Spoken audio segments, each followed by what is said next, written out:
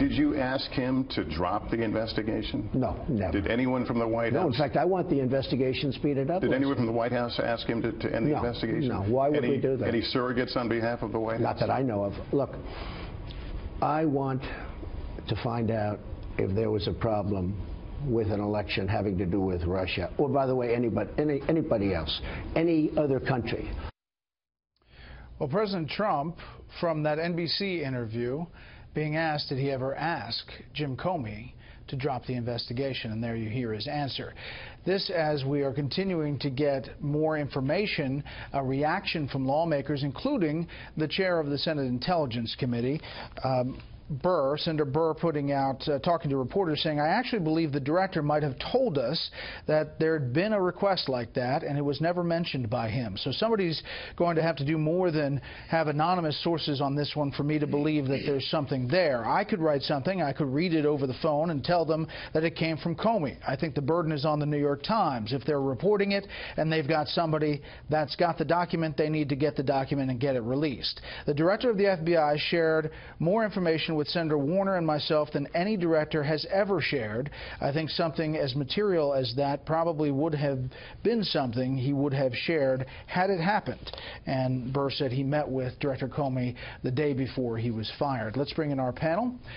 Steve Hayes, editor-in-chief of the Weekly Standard. A.B. Stoddard, associate editor at Real Clear Politics. Charles Hurt, opinion editor for the Washington Times. And Steve Hilton, former advisor to British Prime Minister David Cameron.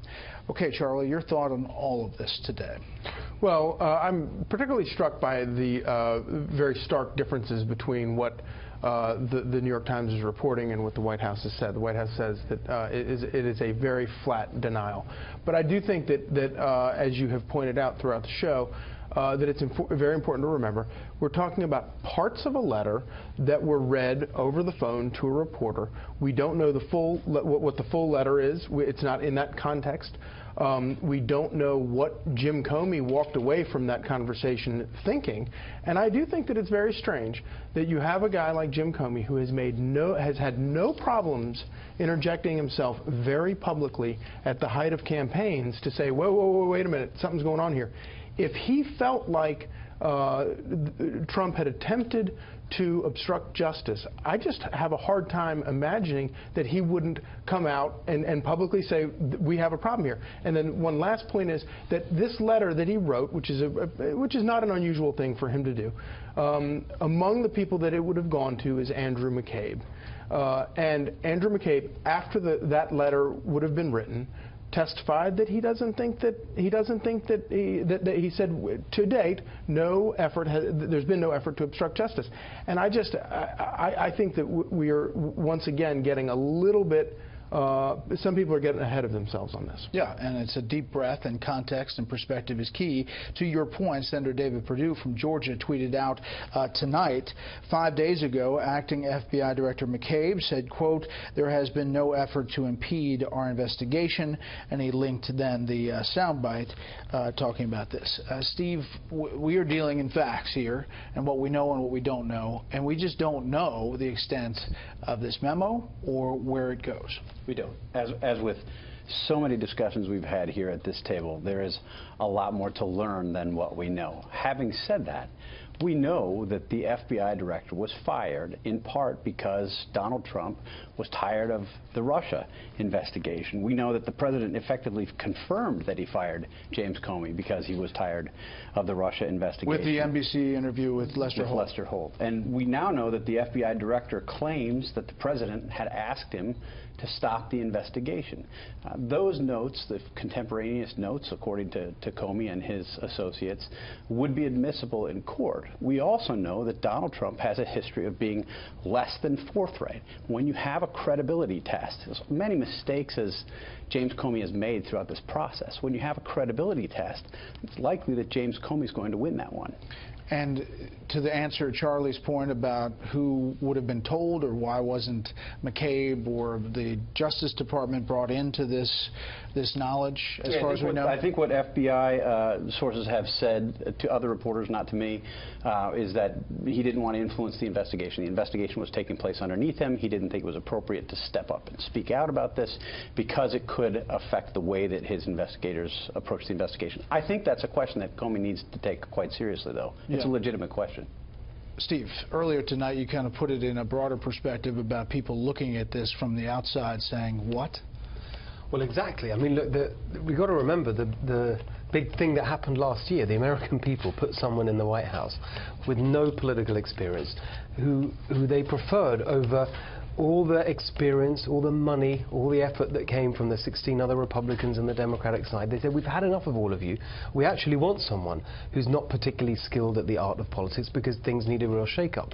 They need real practical things to get done in their lives. They need jobs. They need incomes to go up. They need their health care sorted out. None of that is consuming the energy of this town. And what's really happening here, I think, is that, look, if there was real truth to some of the really serious accusations that are being leveled here. For example, if the president genuinely colluded with the Russians about the election, that's obviously very serious, but no one's ever presented any evidence on that, even on this one today, the latest one, obstruction of justice.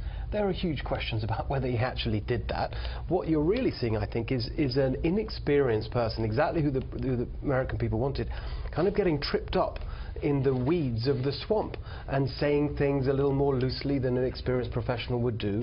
But that's no reason, I think, for this completely over-the-top treatment of every one of these little missteps as some kind of constitutional crisis. AB, I know you have a different perspective, and Democrats obviously, I think, just listening to the sound bites tonight, are trying to be careful. They're focusing in on special prosecutor or a special commission. Some of them are jumping to impeachment, but the facts are not out there yet for all to see, besides these anonymous source stories. Right.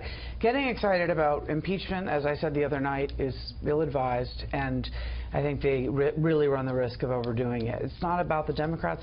Senator Chuck Schumer can go to the Senate floor as many times as he wants. Nobody's listening. It's all about what's going on in the Republican Party and how much pressure Donald Trump has put on them time and time and time again since January 20th to answer, to defend, to deflect, to distract from the story of the day, the crises that the president creates with his stories about voter fraud and crowd size and whatever it is. It's constant, and they're just, as I said earlier tonight, they're alarmed, but they're also overwhelmed. And this is the kind of thing Comey doesn't want the press to have the memo because he wants it to be subpoenaed. Then once it's subpoenaed, he'll come to testify. You know, everyone knows that he keeps these kinds of notes. It doesn't mean that it's not suspicious that he didn't tell other people, the Department of Justice or the FBI. He'll come up with some crazy Comey story like he always does about his reasoning and everything. It might not stand up to scrutiny. But what are the Republican members feeling tonight? That Comey's word, as much credibility as he's lost, is just always going to weigh more than Donald Trump's right now, because Donald Trump and his staff don't tell the truth. They proved it last week. They proved it the last 3 months. And that's the pressure that Republicans are under defending Trump. Besides the normal characters who step up oftentimes, like the Senators McCain and Lindsey Graham, and push back, do you see a change in the winds up there on Capitol Hill? I was told this morning over... as I told you, Republican members have gotten a little quiet since the weekend. So the last time I spoke was Sunday until earlier tonight. I had not talked to them. They had all gone silent over the the double Sergei meeting in the Oval Office with Russian the classified information minister getting leaked. And then this was just sort of another wave. I did speak with one member tonight before coming down here who said there's definitely a change. It's sort of what you were talking about earlier, Brett, that they just feel like they have no choice. They're going to lose 23 seats next year, 24 in the House, and become the minority party in the House. It is time for people in those swing districts. The Trump districts don't matter. Remember, it's only the ones Hillary won, to protect themselves. And they cannot go home next weekend and take answers on this without saying, we have to have the memo, we have to see what happened. And that's the change you saw between 6 o'clock and now. Yeah, and people forget that it is this cycle. It does come back to politics, because if they can't get these legislators to move on big-ticket items, then those big ticket items don't get through. Then those legislators, lawmakers go home and they lose their race. Democrats control both chambers, and then the investigations are run by Democrats, which is a different scenario.